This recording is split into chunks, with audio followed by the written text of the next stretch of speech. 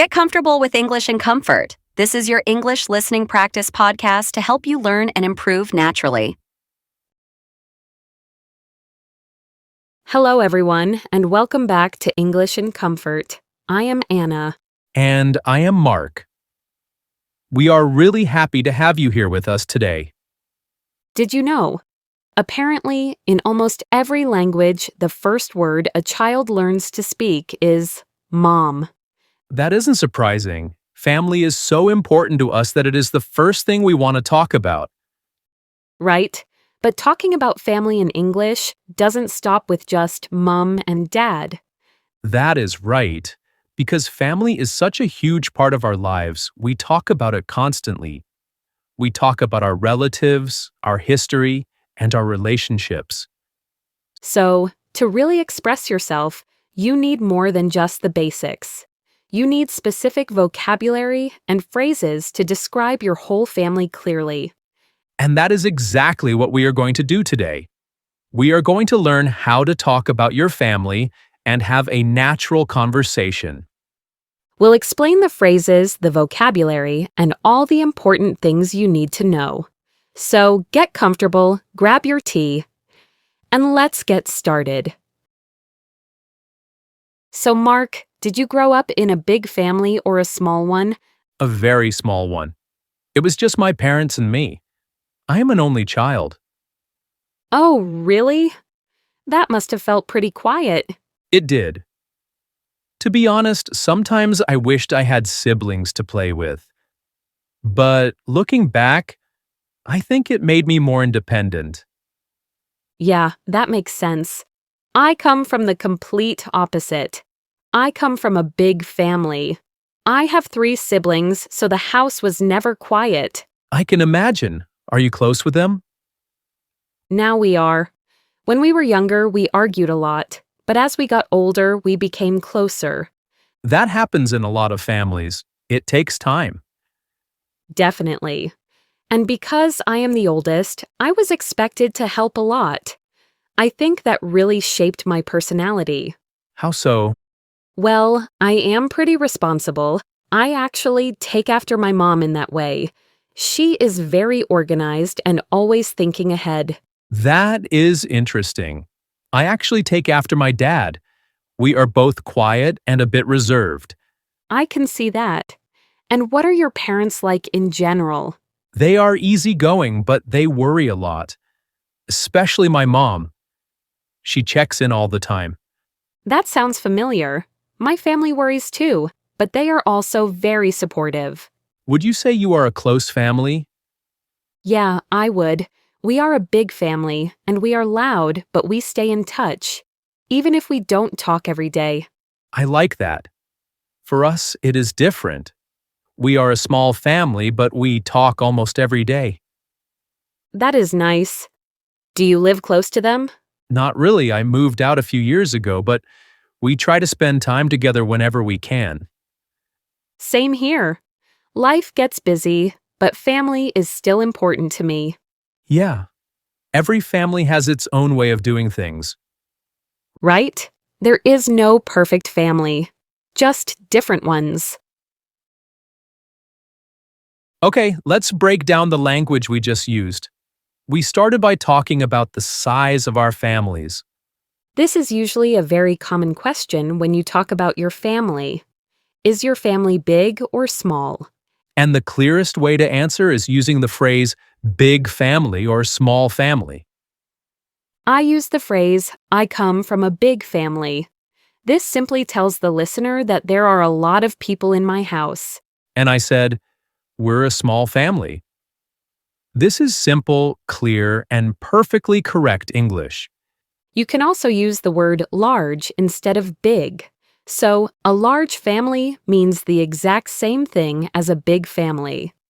Now, we need to point out a really common mistake.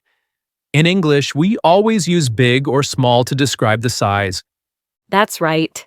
You should never say, I have many family or we are many family. That is incorrect. You must say big family or small family. And because I came from a small family, I used another specific term. I said, I'm an only child. This is a very useful phrase. An only child means you do not have any brothers or sisters. You are the only kid in the house. Exactly. It is the direct way to explain your situation. If someone asks if I have brothers or sisters, I just say, no, I'm an only child. And when you are describing a small family, you can use the phrase you used earlier, it's just my parents and me. That is a great phrase. It paints a very clear picture. It shows that your family unit is just 3 people. So, those are the essential phrases for size: big family, small family, large family, and only child. So we talked about the size. Now let's talk about who is actually in the family. We call this the family structure. When you want to list the people in your family, there are a few ways to do it. The most formal way is to say my family consists of. Or you can say, my family is composed of. These sound a little bit serious, almost like a textbook. For example, my family consists of my mother, my father, and me. It is correct, but in normal conversation, we usually keep it simpler. We just use the verb have. I have 2 sisters. Or like Mark said, it was just my parents and me. Now, let's talk about a very useful word I used. I said, I have 3 siblings.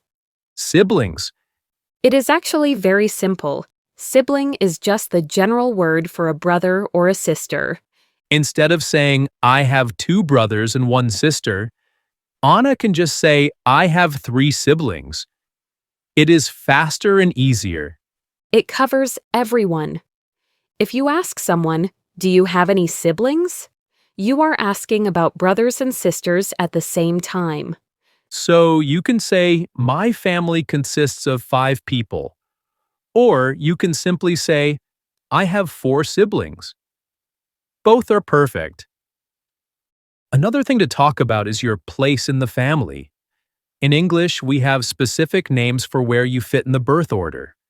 And it starts with the one I mentioned in our conversation, the oldest child. That simply means you were born first. Usually, if you are the oldest, you're expected to help your parents a little more. You kind of watch out for the others. Then, on the other side, we have the youngest child. You will often hear people call them the baby of the family, even when they are 30 years old. Well, that is true. And if you have someone older than you and someone younger than you, then you are the middle child. You are right in the center.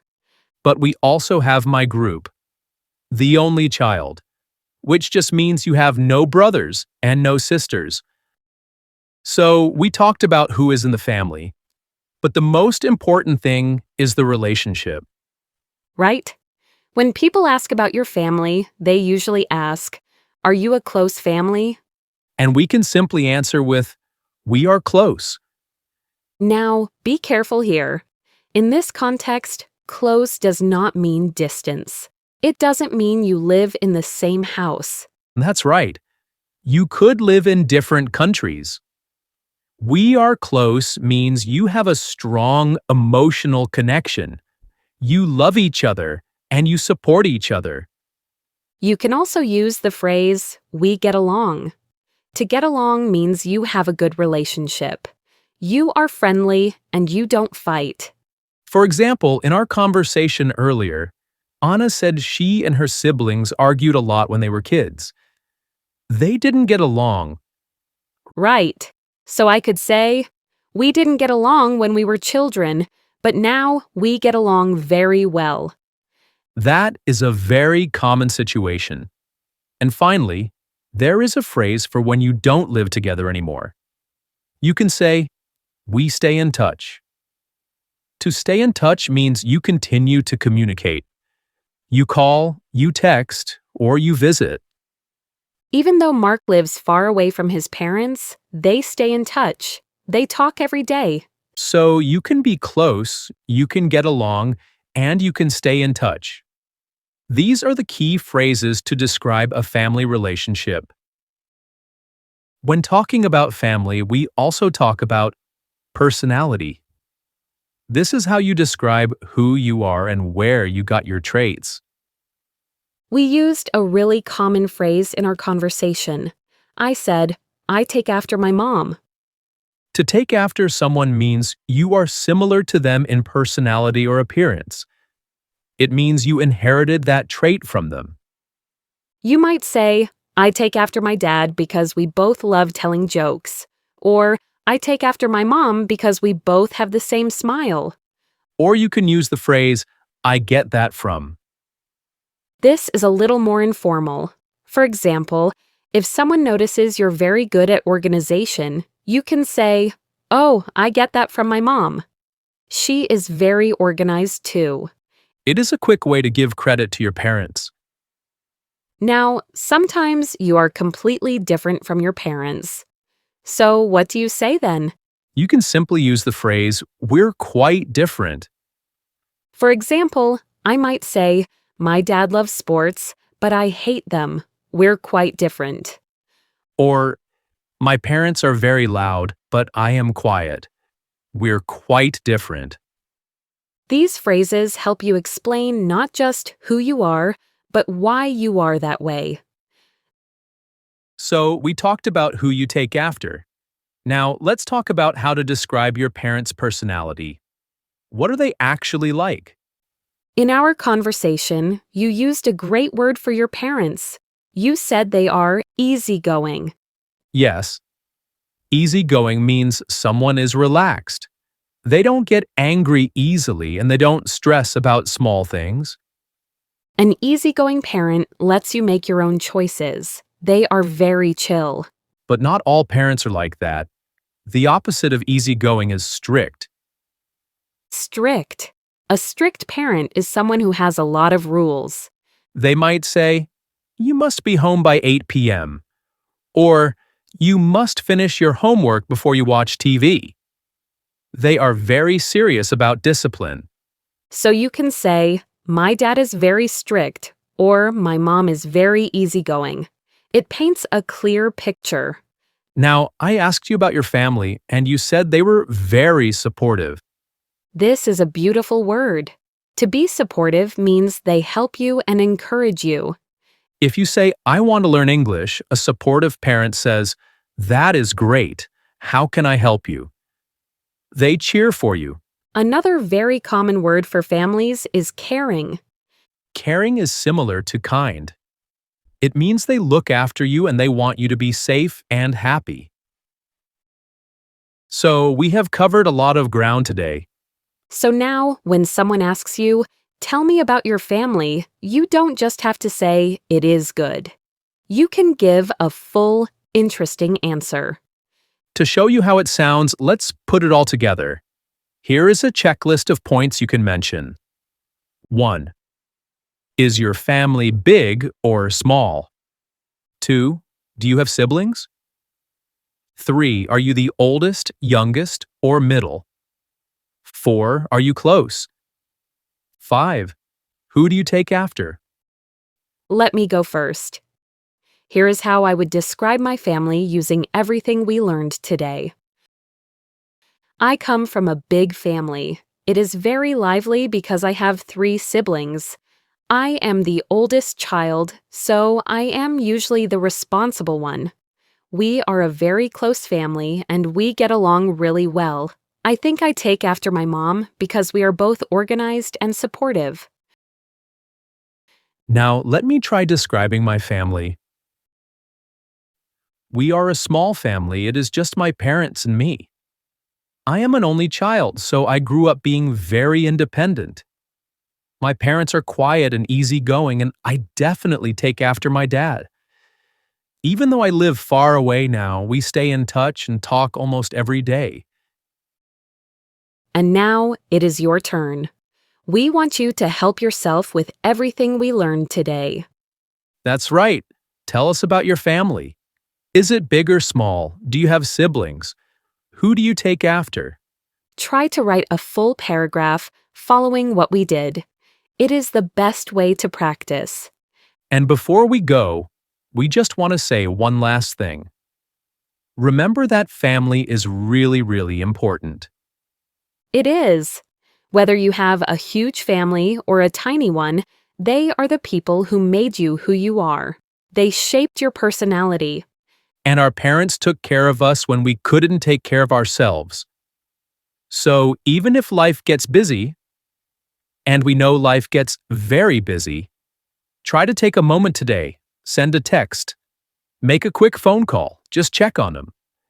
It means the world to them just to hear your voice. It really does. So, keep your family close. And as always, for more daily life, English conversation, speaking, and listening practice, be sure to subscribe to English in Comfort. Thank you for letting us be part of your learning journey. Keep practicing, keep improving, and take care, everyone.